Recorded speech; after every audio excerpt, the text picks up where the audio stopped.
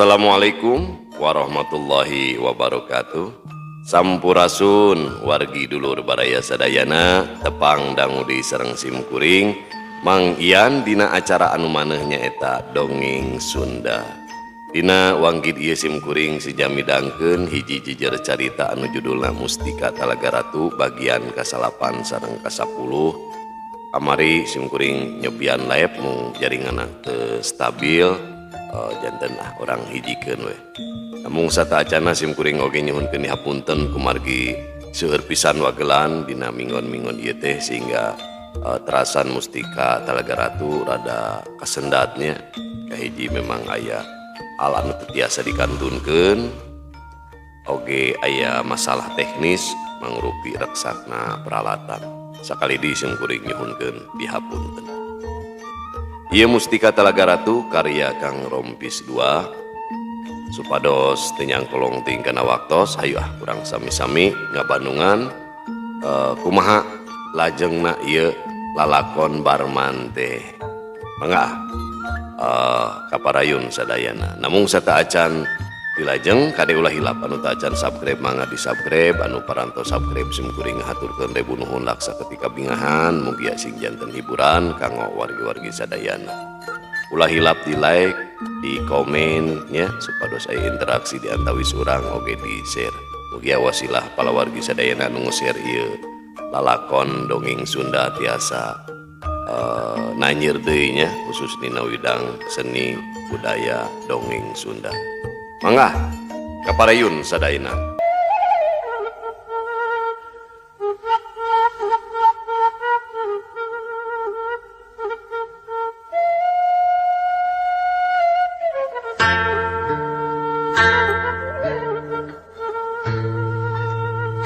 Tacan cacap tina karuasna dumadakan kadenge aya sora pating gilisir sorana kacida sahengna hiek kaangse bau hangru meninya muang matak ngurel kana beuteng sakabeh balad-baladna si tregos hideung pating lalieu rurat reret ngidikeun kalebah datangna sora. Orai orai orai kadenge aya nu pating gorowok nyebut orai gebeg sarerea ngaranjuk kusabab ribuan orai geus minuhan eta patempatan. Sakadang orai daratang meh di unggal tempat hos sora orai pating hareos nepi ka saheng mataking giapeun. Sakabeh jalma nu keur ningker ka Barman ngadadak nyingrai orai hideung sagede-gede bitis kolot ngalangeor pating elegeg letahna lelan matana beureum hurung ngagebur. Tolong kadenge baladna si tregos hideung menta tulung mata ketir jeung keung. Sakabeh balad si tregos hideung buria katawuran geus teu inget deui lamun maranehna keur ningker Barman. Sora jalma-jalma anu pating koceak geus teu puguh dengekeunana pating garajleng terus kalabur teu nolih kapada baturna nu penting dirina pribadi bisa salamet. Kacaturkeun gegedugna si kalapati najan kaceluk miboga elmu luhung tapi mireng orai hideung anu sakitu lobana mah anger bae ngarasa gigis sokomo samangsa ningali balad-baladna pating jarerit dipacok ku orai nu sakitu poharana. Nu antukna mah si kalapati mabur tidinya berengbeng lumpat teu nolih deui kana nanaon. Hos ribuan orai ngudag kanu kabur pating laleor gancang pisang. Balad-baladna si tregos hideung lalumpatan teu puguh nu dijugjug nu penting bisa ninggalkeun eta patempatan. Kaayaan kacida peciweuhna loba nu silih badug jeung baturna. Heuleut sawatara waktu kaayaan didinya jadi sepi jempling kawas taya kajadianna naon. Marengan balad si tregos hideung taya didinya orai hideung anu sakitu lobana teh sarua ngadadak laleungitan. Nu nyesa ukur urang lemur jeung murid-muridna paguron gagak rumingkang tapi taya nu cacarita ukur pating polohok kawas nu kasibat Sok sanajan orai aya kena rebuan tapi hiji oge ta anu ngaganggu ka urang lemur sumawona ka para murid-murid paguron Gagak Rumingkang mah. Ari Ratu Untari aya keneh didinya barengan Barman. Satu tas orai ciptaan dirina laleungit pok bae Ratu Untari kedalisan. Pancen kula geus rengse, ayeuna keneh kula arek mulang. Atur nuhun geulis, mangga bade mulang mah. Tembal Barman, tembong bear marah mah. Hacir, kula masuk getek irung lamun dipuji teh. Pokna Ratu Untari badinya bakan irungna, tapi kaciri beungeutna semu barebe.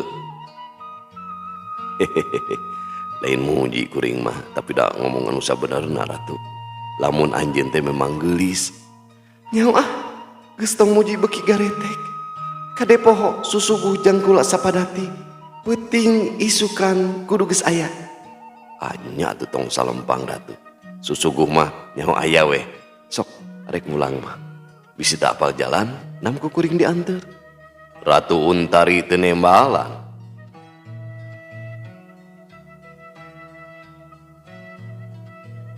Panona neuteup antep ka Barman. Kunaon aya salah kuring ngomong. Cek Barman deui kuram kireum. Lain salah ngomong tapi anjeun teh loba pamola. Nyarita bae atuh ari sono keneh mah. Tema Ratu Untari menika togmo. Beungeut Barman nepi ka nyeak beureum. Awahing ku era ku Ratu Untari. Sok atuh ari arek mulang mah. Barman nyalenggorkeun caritaan miceun ka wirang. Heug, kula arek mulang. Tapi mangke malamun nitah taya susuguh, kula bakal nitah buta. Duruwek sapikeun mencetan anjeun. Pokna Ratu Untari biwirna ngamenyonan ka Barman. Ampun atuh Ratu. Kuring marido keneh dipencetan ku anjeun. Barman ngagak-gak seuri kagugu ku caritaan Ratu Untari. Sangeuk teuing dasar cunihin pika sebeleun. Cacap cumaritana Ratu Untari ngaleungit tidinya. Barman terus bae ngagak-gak seuri kawas nu ebel karek munggaran. Urang lemur jeung para murid paguron Gagak Rumingkang ukur ningalikeun polah Barman, taya hiji oge anu wani cumarita. Sabab ngerasa sieun ku Barman anu miboga elmu nu kacida luhungna. Tapi teu lila di antarana aya saurang lalaki tengah tuh nyampeurkeun ka Barman. Aden, aduh hatur nuhun ieu teh. Pilih pun emang tos kumawantun. Ceuk eta lalaki teu sirikna dodongkoan. Barman ngagurubu, sasat keur nyeungseurikeun polah Ratu Untari harita teh. Teu naon mang, tembal Barman ka ciri semura daerah. Mang salaku pupuh ieu lemur oge nu ngaping paguron Gagak Rumingkang. Ngahaturkeun nuhun wireh tos dibantos ngabuburak komplotan si Tadegos Hideung. Sakali deui atur nuhun Aden, ceuk si lalaki teu oleh mamandapan. Ih, tong jadi pikiran Mang, sabab silih tulungan mah geus jadi kawajiban atuh. Ari ieu teh lemur naon Mang? Dupi anu katelama ieu teh lemur Cibing Binsun, lebet keneh ka kademangan kancra Selong. Ayeuna mah mangga urang ka paguron. Asa kirang sae pun Mang teu nampi sareng mihormat ka tatamu. Kitu ceuk eta lalaki umaja ka Barman supaya asup ka pagurona. Nya kitu hade Mang. Kabeneran kuring teh asa naang ieu teh. Mangga Aden. Si lalaki kairing ku Barman laleumpang ngajugjug ka paguron. Kitu deui si Kasdun ngiclik nuturkeun bari nungtun kudana. Urang lemur jeung para murid paguron Gagak Rumingkang kacida bungahna geus leupas tina bangbaluh anu kacida beratna teh. Nu nyarumput nungtutan kalaluar baralik deui ka imahna. Nu taratu harita keneh pada ngagotong ka imahna sewang-sewangan rek diubaran. Mangga Aden kalebet, ceuk si lalaki basa anjog ka paguron. Barman jeung si Kasdun arasup ka jero paguron, gukek dariuk marengan pribumi. Kayaan di jero paguron kawilang lalega, sok sanajan wangunan ukur tina bilik awi, nunyuguhan cai katut lalauhna kadarinya. Suksok dina samak, mangga Aden, hapunten nu kasuhun mung sakieu buktosna geuningan, ceuk si lalaki ka cidarengkuhna. Nuhun mang, ditampi ku kuring, tembal barman, tregosna dibuka. Si lalaki katut anu araya didinya carolohok, sabab teu boga panyangka lamun anu nulungan maranehna teh masih keneh nonoman. Duh, tebih tina sangkian Aden, salira teh geuningan anom keneh. Duh, asa kureueus pun emang mah Aden. Ayeuna pun emang sejatu maros ka salira Aden, tapi hapunten nu kasuhun ulah janten renggat galih. Kitu pokna si lalaki hayang apal ngeunaan diri barman.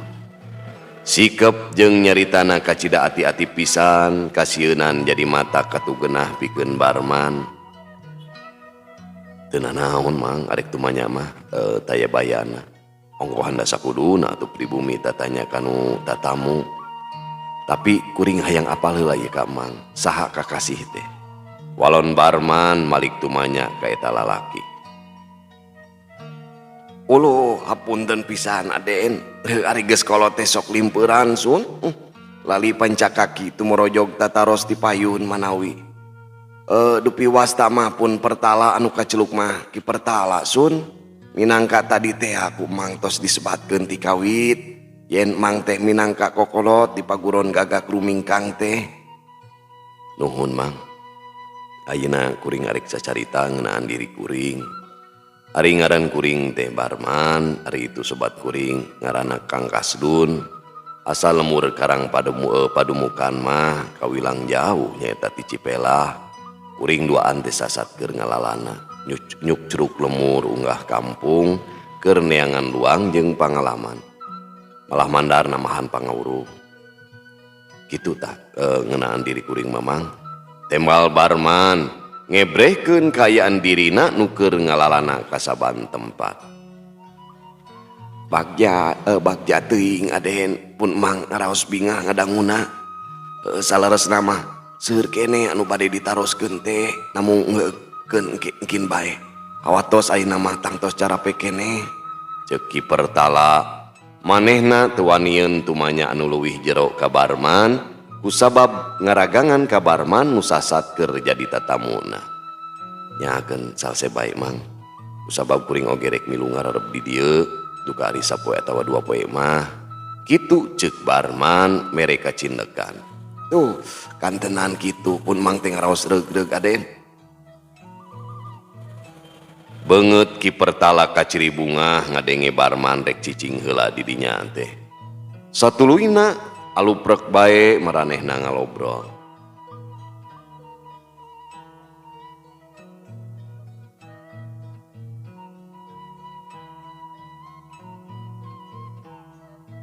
Kacaturkeun di hiji paguron anu pernahna ditutugan Gunung Rancatan kaasup wewengkon Kademangan Banjarwetan.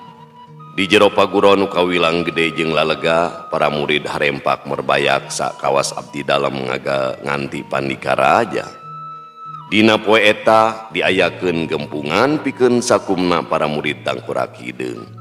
Ieu gempungan nyawalakeun hiji perkara anu kalintang pentingna, nyaeta gagalna komplotan si Tergos Hideung numpurkeun paguron gagak rumingkang.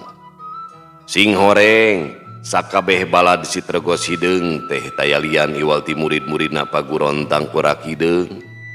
Ku hal ieu pisan kokolot atawa guru kahiji paguron Tangkurak Hideung ngumpulkeun sakabeh muridna. Kaasup murid kahijina nyaeta si Kalapati pikeun dipenta tanggung jawabna. Ari ngaran guru kahiji paguron Tangkurak Hideung nyaeta Ki Bugni. Ki Mugni tangtungan hiji jalma nu kawentar barangasan, tara pancakaki heula dina nyieun putusan. Harita Ki Mugni keur ngajeleng, panonna neuteup seukeut ka sakabeh muridna nu keur ngareluk tungkul awahing ku sieun. Pok bae Ki Mugni cumarita. Sabenerna kula ngarasa kuciwa ku pagawean aranjeun kabeh. Jalma ratusan nepi ka keok ku jalma sahulu. Teu arti ku pikir. Teu kahontal ku akal. Kacida bingung ya aing mikiranana. Si Kalapati ukur ngabetem, sakabeh murid-muridna tayan wani cacarita. Si laing dikala. Pokra cumarita sia. Lain ukur ngajedog we kawas hayam kabiri. Cek Ki Mugni deui panuna muncereng ka si Kalapati. Susu muhun Ki Guru sapertos anu tos kepisanggem ti angalna. Yen si Targos Bodas teh ngagaduhan pangarti nu kalintang luhungna. Dugi ka tiasa ngadongkapkeun eta ribuan orai dina waktu sakiceuk. Tabe pun sanes jejerih ku pati sieun perlaya sun. Namun eta ngajagi Rusia si Targos hideung ulah dugi ka kabuka ku pihak musuh. Daya deui jalan lintang ti kedah ngejati pakalangan. Kitu ceuk si Kalapati ngebrehkeun ka guruna nu jadi sabab manehna jeung balad-baladna kalabur ti pakalangan. Ceuk pamikir si Kalapati tibatan paeh dileg-leg ku orai leuwih hade kabur nyalametkeun dirina kusabab lamun kasoran ku alatan tarung atuh santeuna aya keneh hargaan tinimbang jadi banusan kulantaran dipacok orai. Si laing teu gablek otak piraku nepi ka gimir ku sato. Kapan si laing teh gablek ajian tapak geni nu bisa ngancurkeun batu ha? Dasar kunyuk si laing mah. Ki Mugni beuki amek ka si Kalapati kusabab teu bisa ngetrukeun pangabisanan. Doh apunten Ki Guru sanes baha kana pancen atanapi lali kana pangawuruh. Tapi anu diemut ku jisim abdi teh saumpamina eta ajian tapak geni digunakeun nu janten korban teh sanes bae orai namung para balad ngiring ajur. Margi harita nuju paciweuh teh apanan teu sirikna pagaliwota sesang ngadalikeun kaayaan. Si Kalapati mere alesan nu leuwih kaharti ku akal ka guruna. Sajongjonan mah Ki Mugni teu cacarita deui uleng mikiran caritaan si Kalapati. Ngan teu lila Ki Mugni nyarita deui. Sorana kadenge leuleuy teu sesentak kawas tadi. Ari si laing apal keta jelema. Atur punten Ki Guru, jisim abdi oleh teu apal. Sok antenan manehna mah make Targos Bodas. Tapi aya hiji hal nu matak abdi janten helok. Ke helok kumaha kala? Janten kieu.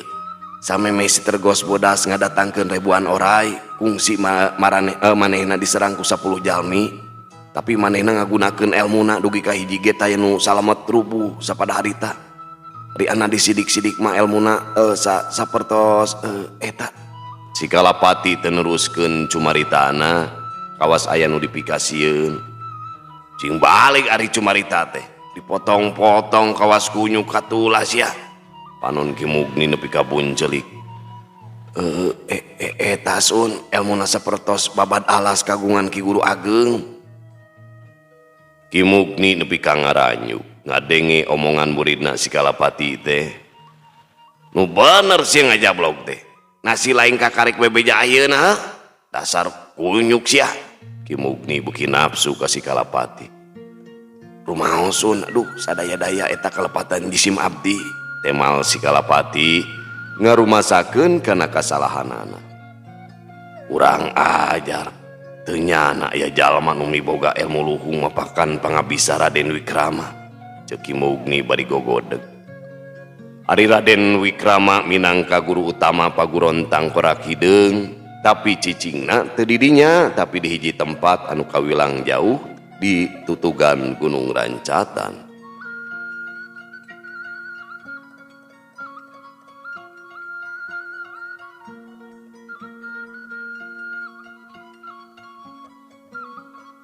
Kajadian anu tumiba ka paguron Gagak Rumingkang geus sumebar ka saban tempat utamana mah ka tiap paguron nu aya di Kabupatian Tarawangsa.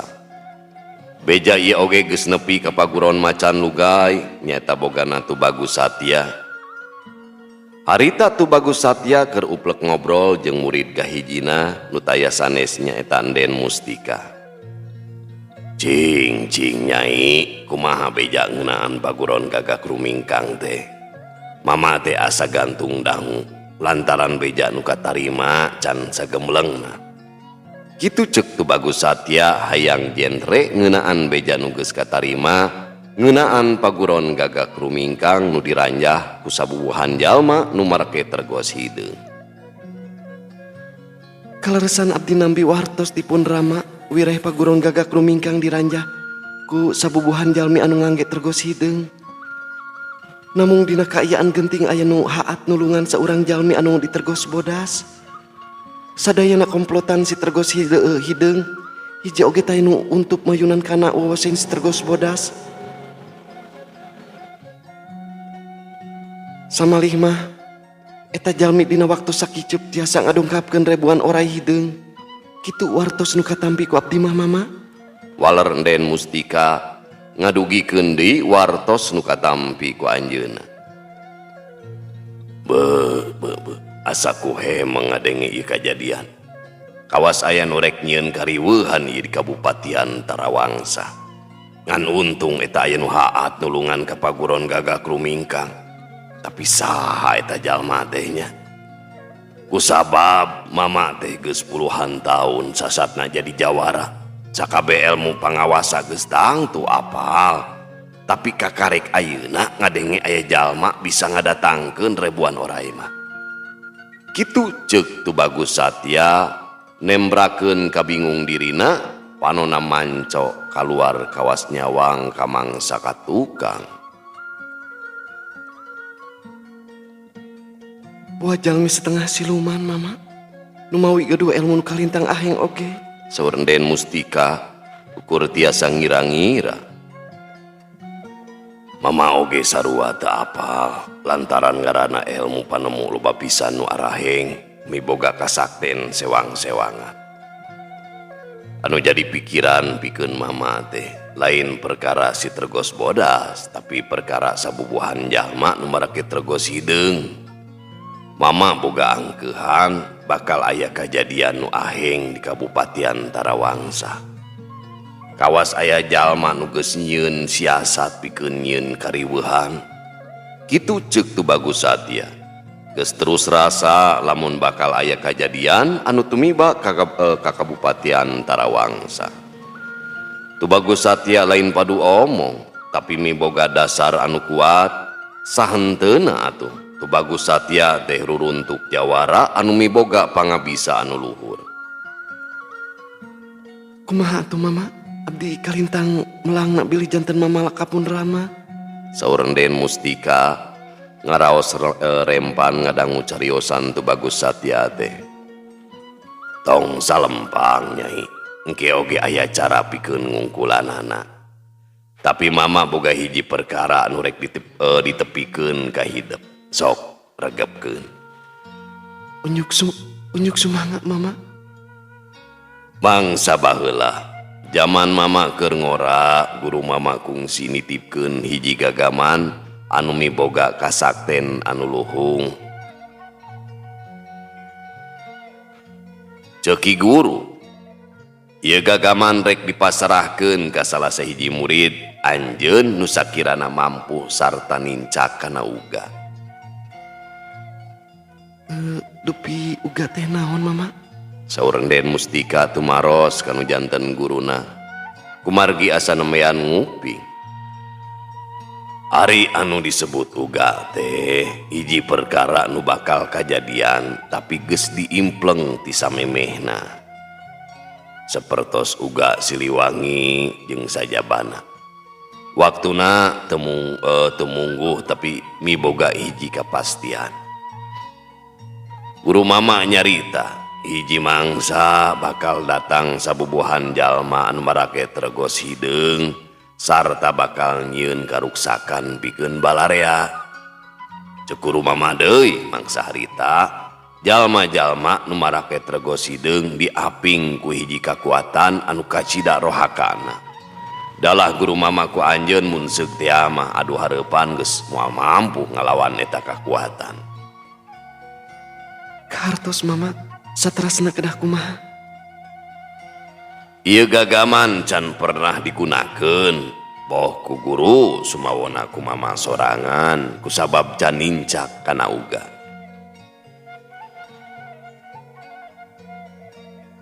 Pon kitu deui ngaran ieu gagaman guru mama sorangan teu apaleun.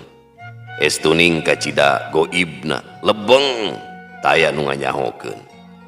Kitu ceuk Tu Bagus Satya ngebrehkeun sagala rupana ka Den Mustika. Abdi ngaraos poekeun ama saumpamina teu apal kana nami eta gagaman.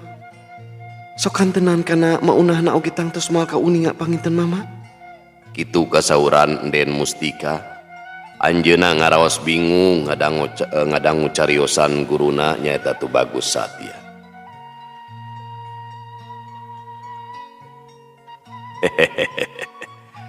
Geus tangtu matak bingung, tapi lain harti ieu teu bisa kasungsi ku urang Nyai. Dina mikeun ieu gagaman oge teu gaplah, tapi aya syarat anu tangtu sarta kudu dilakonan ku nu narimana. Dina sahieu mama geus gilig pikir arek masrahkeun ieu gagaman ka hideung. Geus cunuk waktuna ninggang kana mangsana geus luyu jeung uga nu katarima. Tu Bagus Satya akhirna mere putusan lamun gagaman amanat guruna arek dipasrahkeun ka Den Mustika. Sakedapan mah Den Mustika telemek anjeuna ngaraos bingung. Antara bingah teu bingah seueur kamelang nyangkaruk dina manahna. Tu Bagus Satya surti naon anu jadi kahariwang Den Mustika pok bae kedalisan. Nyai anaking ulah jadi pikiran. Sabab mata kieu ge geus jadi guratan hirup. Ayeuna mama arek tumanya ka hideung. Naha sanggup narimana lamun ku mama dipasrahkeun ieu gagaman. Tu Bagus Satya neuteub seukeut ka Den Mustika. Salaresna mah abdi ngaraos abot mama. Margi seueur pisan kahariwang sok bilih teu tiasa nyandakna. Namung ana diemut maku abdi matak gige panginten tos janten patokan ti dituna. Ayeuna abdi tos gilig pikir sejak tumampi kana amanat anu bade ditibankeun ka jisim abdi mama. Kitu kasauran Den Mustika akhirna mah tumampi kana kahoyong guruna nyaeta Tu Bagus Satya. Bagja pisan mama ngadengena. Tah mama ge teu bisa kitu bae. Nibankeun ieu gagaman tapi kudu aya pameulina. Cek guru mama, samemeh nibankeun ieu gagaman, nu arek nyekelan kudu tapa brata salila 7 poe 7 peuting bari nyurukeun awakna nu hartina kudu tatapa dina handapeun curug. Tah kitu Nyai.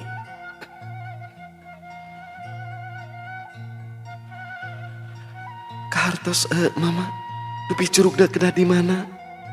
Ari perkara tempat mah bebas. Bebas. Nu penting aya curugna, aya curugan. Pokona mah. Tapi di urang ge aya di behlande. Di tonggo tah. Cocok pisan lamun dipake tatapa teh. Tempatna nyingkur, arang langka kasabaku jalma.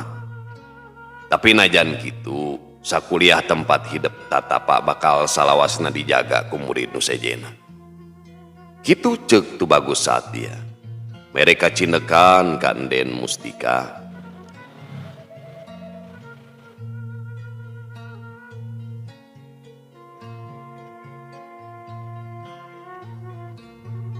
Unjuk sumangga mama, kahartos pisan ku abdi. Dupi ngawitan tatapana iraha mama. Den Mustika teu maros deui. Ari numutkeun mama mah poe nu kawilang hade mah dina poe isukan. Muhun mama, tikawit dinten enjing abdi bade ngawitan tatapana. Mugia tinekanan segala rupina. Pameun teu Den Mustika kalintang marah maina. Hejuk. Ieu nama gerareureun heula.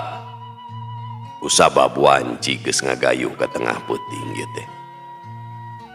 Unjuk semangat mama, di kantun heula. Saur Enden Mustika teras bae jengkar ka pakuleman. Rai poe teu karasa, waktu kacida gancangna ti wayah kamangsa.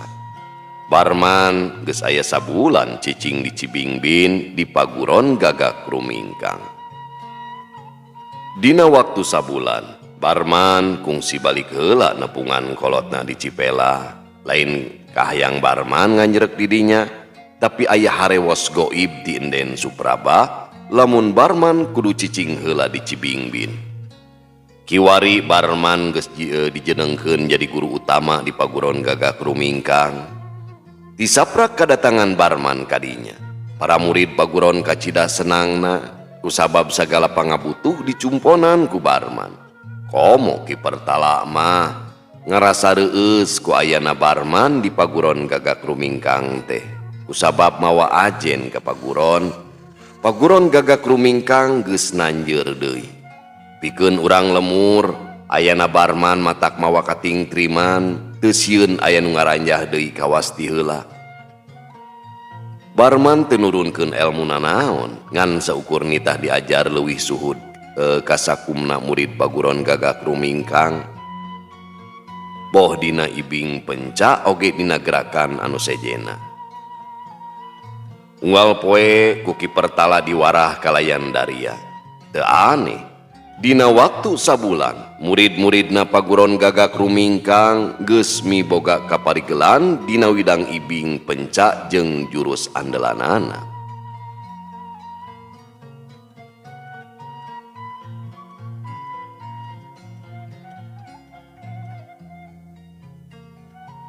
Kacaturkeun deui di tutugan Gunung Rancatan, tempatna paguron Tangkorak Hideung. Sakabeh murid-muridna dipeuseuh meh saban waktu kumang rupa-rupa ilmu kaparigelan. Dina waktu nungan sakedeung, sakabeh balad-baladna miboga pangabisa nu kawilang luhur, tapi hanya akal. Najan diwarah kumang rupa-rupa pangabisa, sakabeh murid-muridna paguron Tangkorak Hideung miboga sikep telenges taya ras-rasan. Memang hal ieu teh dihaja diterapkeun ku Ki Mugni sangkan boga pasukan anu teuneng ludeung taya kasieun. Hiji mangsa Ki Mugni dibarengan ku muridna si Kalapati ngahaja nepungan guru utamana nyaeta Raden Wikrama. Raden Wikrama cicingna di alas geledegan, tempatna hara-haraeun arang langkah kairi ku jalma. Ari tempatna katelah leuweung Tangkorak, tempat nu geus kaceluk ku sangetna geus kawentar ku wingitna. Raden Wikrama cicingna di jero guha, estuning nyorangan taya balad atawa numaturan.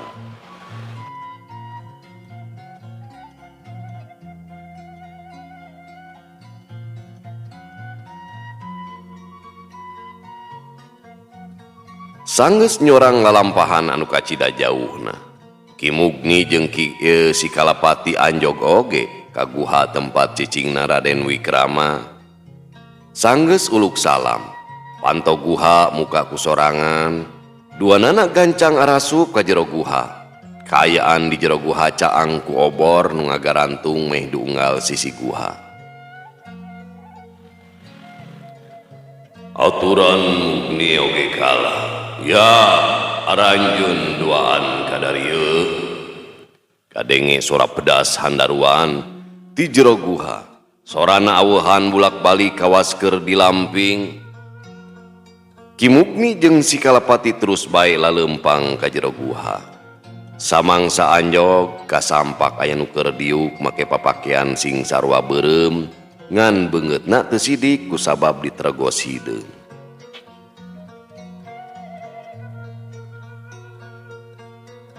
Abdi duaan sejak nyangakeun semah pangabaktos kepayunan Raden Sun. Ki Mugni jeung si Kalapati meh bareng pating caredok nyembah ka Raden Wikrama. Ditarima ku kula pangabakti anjeun. Atur nuhun Raden.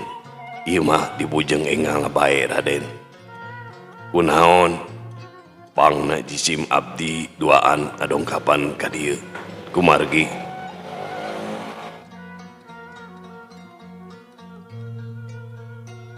Kumargi aya hiji perkawis anu kalintang pentingna nu bade didugikeun.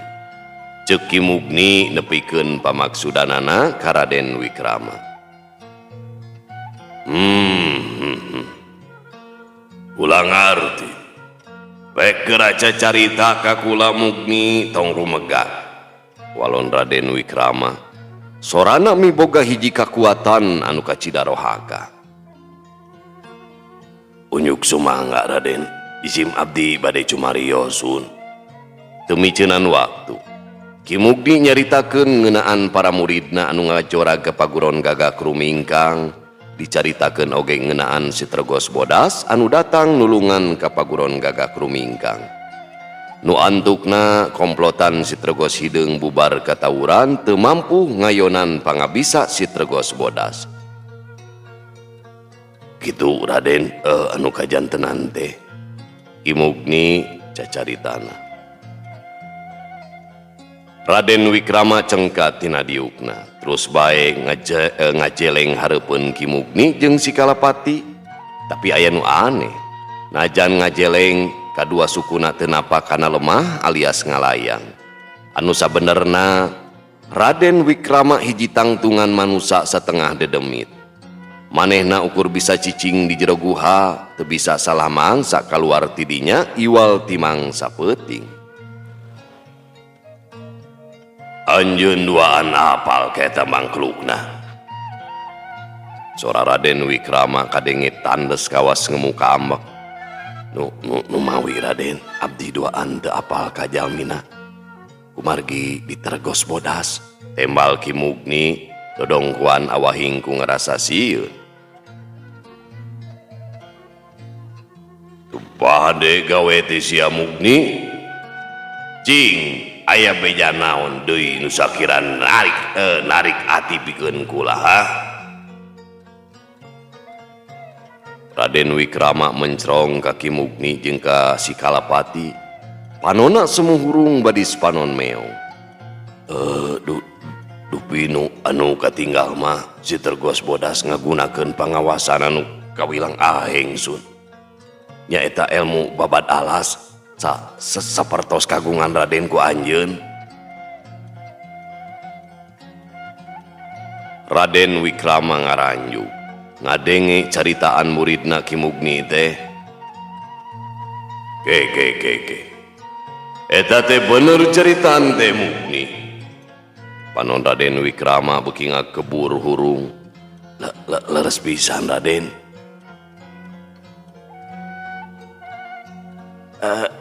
Leres pisan Raden, pun mang nyaksian kieu pisan sun. Si Kalapati milu cumarita ka Raden Wikrama.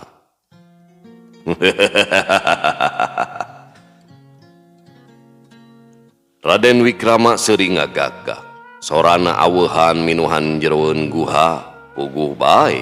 Ki Mugni jeung si Kalapati pating gurubug awahing kureuwas. Mangsa ngahiang mulih kamar capada, barata urung lekasan wangsa jagat nyakseni Dharma Raspati. Wong akeh eling ilang ing paninggal, zat urip lan kena pati langgeng tan kena rusak. Kitu ceuk Raden Wikrama teu ngomong naon ngan siga nu surti kanu keur kajadian. Mugni jeung Andika kalah mangkaregepkeun kula arek cacarita ka ranjeun duaan. Unyuk sumangga Raden. Ki Mugni jeung si Kalapati meh bareng nembalan. Gerasungsi ku ranjeun duaan jalma nu make Tergos Bodas. Cangkalak jalmana bawa jagjerakeun ka kula. Tong sieun kukula arek di bahanan jimat Cipto Gumono nu palakiahna ngarah anjeun teu katingali ku jalma samangsa lumampah. Omat geracang kalak ku Andika duaan. Raden Wikrama ngalungkeun hiji gagaman sagede enog hayam kahareupeun Ki Mugni. Eta gagaman ngagebur hurung cahayana beureum ngempur. Unyuk sumangga Raden. Walon Ki Mugni leungeuna nyokot gagaman ngempur hurung. Ngan gancang ditunda deui ku sabab karasa ngarerab panas. Dasar jelema beloguk, Andika kukula acan diparentah pikeun nyokot eta gagaman. Sabab kudu ditiiskeun heula kukula. Besret leungeun Andika Mugni getihna kecelakeun kana gagaman. Sok, gerapi gawe. Ki Mugni teu baha, serepet mesat bedogna, jempol leungeunna dibesret, getih ngaburial tina jempolna. Getihna gancang dikecelakeun kana eta gagaman. Barasat cahaya beureum pating barasat kalaluar tina batu gagaman. Teu lila les cahaya nu pating barasat teu kaluar deui. Mugni sok geura cokot eta gagaman. Lamun arek dipake cukup teh nyirag bumi 3 kali sarta celuk ngaran kula sarua 3 kali. Ceuk Raden Wikrama marentah ka Ki Mugni sangkan nyokot eta gagaman. Raden Wikrama oge mere nyaho cara makena eta gagaman. Bari asa-asa Ki Mugni nyokot batu gagaman tetela teu panas kawas tadi. Sok ayeuna mah Andika duaan geura mulang, kula teu woleh nganti Arandika datang bari mawa Sitrogos bodas. Mangga Raden, sadayana diestukeun pisan. Tembal Ki Mugni bari cedok nyembah. Bral geura miang aranjeun duaan. Cacap cumaritana, Raden Wikrama geus leungit aya deui di dinya. Ari Ki Mugni jeung si Kalapati gura-giru kalaluar ti jero guha. Heuleuh, pamiarsa sadayana waktosna barantos teu nyekapan. Insyaallah urang lajengkeun ieu lalakon Mustika Talaga Ratu kana episode anu ka-11 nya. Apunten anu kasuhun kapala wargi sadayana anu kaleresan sok mancok tapi kapegatnya sakali dihapunten. Insyaallah ayeuna mah lancar deui kumargi peralatan atos aya nu enggal. Atur nuhun kana sagala rupi rojonganana, saran oge kritikna, supportna ti palawargi sadayana. Mugia ieu dongeng Sunda dina channel Kisah Tanah Sunda teh sing tiasa janten wasilah urang sadayananya kanggo nyambungkeun tatali silaturahmi lewat dongeng Sunda. Mieling kayaan kapungkur nalika urang sadayana ya masih kene aranom paminu ngalaman mah nya nyaeta ngadongeng ngupingkeun di pipir di tepas di hau sareng sepuh-sepuh anu kiwaritos daya dikian dikieun mugia sepuh urang sadayana anu tos tahya anu tos dipayun sing ditempatkeun di tempat anu endahnya eta diiliin taman-taman surga. Amin ya Allah ya rabbal alamin. Bobot sapanon carang sapakan cak urang tunda di hanjuang siang, urang teuneun di handeulem paranti handeulem sieum paranti nyokot ninggalkeun mangsa datang ka samper deui. Subhanakallahumma wa bihamdika asyhadu alla ilaha illa anta astaghfiruka wa atubu ilaik. Bobot sapan atos panbiar. Wallahu muwaffiq ila aqwamit thoriq. Wassalamualaikum warahmatullahi wabarakatuh.